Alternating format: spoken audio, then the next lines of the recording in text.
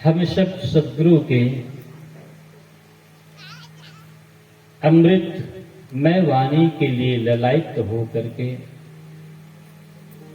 जो जीवात्मा सदैव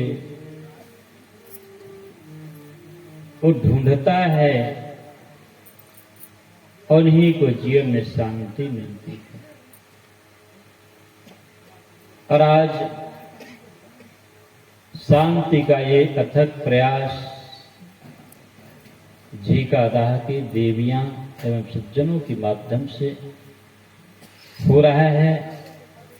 और मुझे लगता है कि हकीकत में यहाँ के जितने देवियां सज्जन हैं, बाल गोपाल है, सबके मन में एक ही लालसा है, इच्छा है कि किसी न किसी प्रकार से ये सतगुरु हमारे जीवन का कल्याण हो जाए, हमारे घर परिवार में आनंद मंगल छाए रहेगा।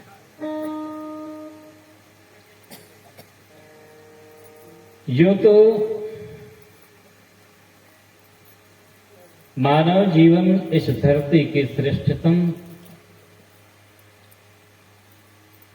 जीवन है और इस दुर्लभ जीवन का सदाचार सर्वोत्तम मीठा फल है। जीवन मिला है, हम जीवन पर्यंत धन के लिए दौड़ते हैं, पद के लिए दौड़ते हैं, जो क्षणिक सुख हैं उनके लिए दौड़ते हैं। लेकिन जिसके माध्यम से इस जीवन का कल्याण हो, जीवन में सुख आनंद मिले, ऐसे चीजों के लिए बहुत कम दौड़ते हैं। आप जैसे जिज्ञासु पिपासु कल्याण इच्छुक मुमुक्षु व्यक्ति हैं, सदैव साधु गुरुओं के दर्शन अमृत वाणी के लिए आप ललायित रहते हैं। सज्जनों, हमें 3 लोक की संपत्ति जीवन के रूप में मिली है, लेकिन जीवन को जीने नहीं आया, जीवन का मर्म नहीं जाने, तो ये 3 लोक की संपत्ति यूं ही खराब हो जाएगा, नष्ट हो जाएंगे। इसलिए मानव जीवन को जीने के लिए साधु गुरु की सानिध्यता के साथ अपने व्यवहार को दुरुस्त करने की महती आवश्यकता है। नदियां चाहे टेढ़ी मेढ़ी हो, मीठे जल से हमें मतलब है। जीवन जैसा भी हो, गरीबी हो, अमीरी हो, लेकिन हर व्यक्ति को सद आचरण की आवश्यकता है। और सद आचरण से ही मानव जीवन में सुख और शांति मिल सकती है। कहा जाता है, जिनका व्यवहार उत्तम उसका व्यापार सर्वोत्तम, जिसका व्यवहार उत्तम उसका परिवार उत्तम, जिसका व्यवहार उत्तम उनका घर परिवार समाज उत्तम, जिसका व्यवहार उत्तम उनका जीवन ही उत्तममय होता है। इसलिए अपने व्यवहार को दुरुस्त करें।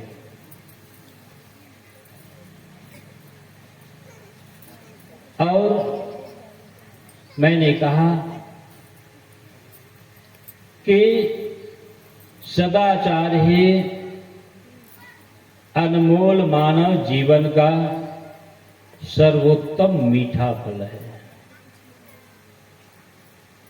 धन हो, पद हो, अनन्य संसाधनों से व्यक्ति परिपूर्ण हो और सदाचार ना हो, तो इस व्यक्ति या इस जीवन को अधूरा माना गया है।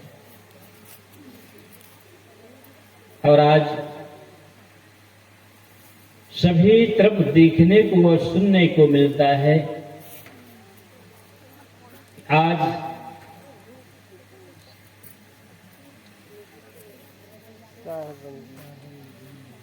इंसान को कहीं शेर भालू से डर नहीं है। इंसान को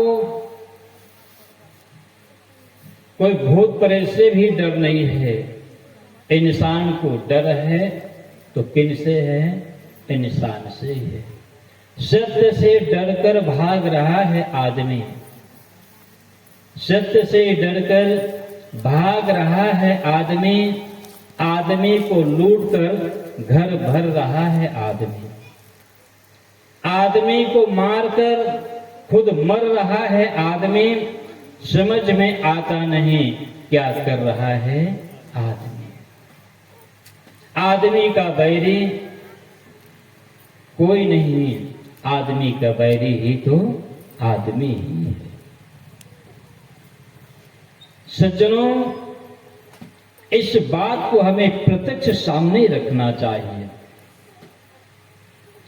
कि सदाचार मानव जीवन की वह खुशबू है जिस खुशबू को प्राप्त करने के लिए आने वाली पीढ़ियां भी तरसती हैं। इसलिए अपने सदाचार के माध्यम से अपने जीवन को धन्यमय बनाएं। सदगुरु कबीर साहब का शुभागमन के कारण आप सबको पता है, जीव दुखित देखी भव सागर ते कारण पगु धारा हो। संसार में सदगुरु का शुभागमन ही मानव जीवन में जो दुख से भरे हुए हैं उन दुखों को छुड़ाने के लिए ही सदगुरु का इस संसार में पदार्पण हुआ।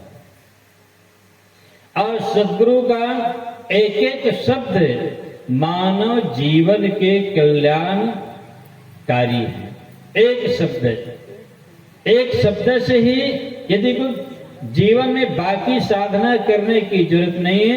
साहेब कहते एक शब्द गुरुदेव का ताका अनंत विचार था के मुनिजन पंडिता वेद न पावहीं पार। एक शब्द को सभी लोग खोज रहे हैं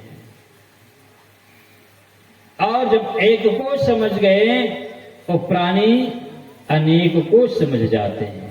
लेकिन अनेक को समझे एक को नहीं समझे तो कुछ नहीं समझा। सदगुरु कबीर साहब का सुखी जीवन का सूत्र आप सबको पता है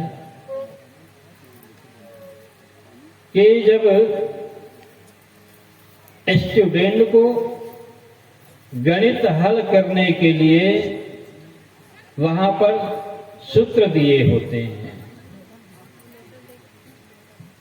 और जिस स्टूडेंट को सूत्र मालूम रहता है अपने गणित को बहुत ही कम समय में सहज ढंग से सरल कर लेते हैं और सरल ही करते नहीं अपितु वो आनंदित भी होते हैं। इसी प्रकार से मानव जीवन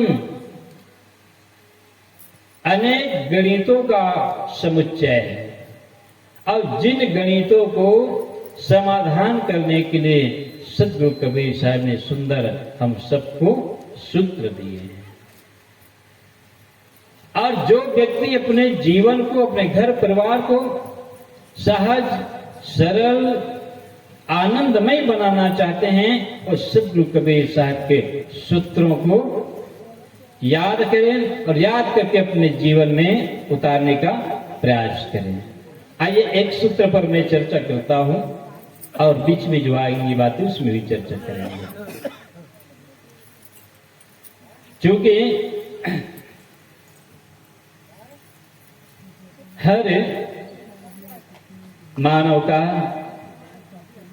एक ही लक्ष्य है, अपने घर परिवार सुखी हों और सभी लोग चाहते हैं कि उनका घर स्वर्ग बने, है ना। सभी लोग चाहते हैं कि हमारा घर स्वर्ग बने। तो सतगुरु कबीर साहब ने अपने घर परिवार को स्वर्ग बनाने के लिए जो सूत्र दिए हैं, उन सूत्रों पर आइए हम सब चर्चा करते हैं। और ये सूत्र है, इनको गृहस्थ गीता भी कही जाती है। इंसान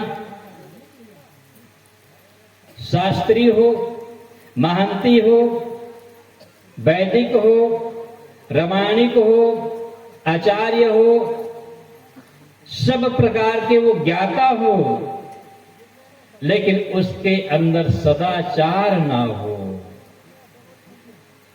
तो उसकी पूजा होने वाली नहीं है, प्रशंसनीय नहीं है वो।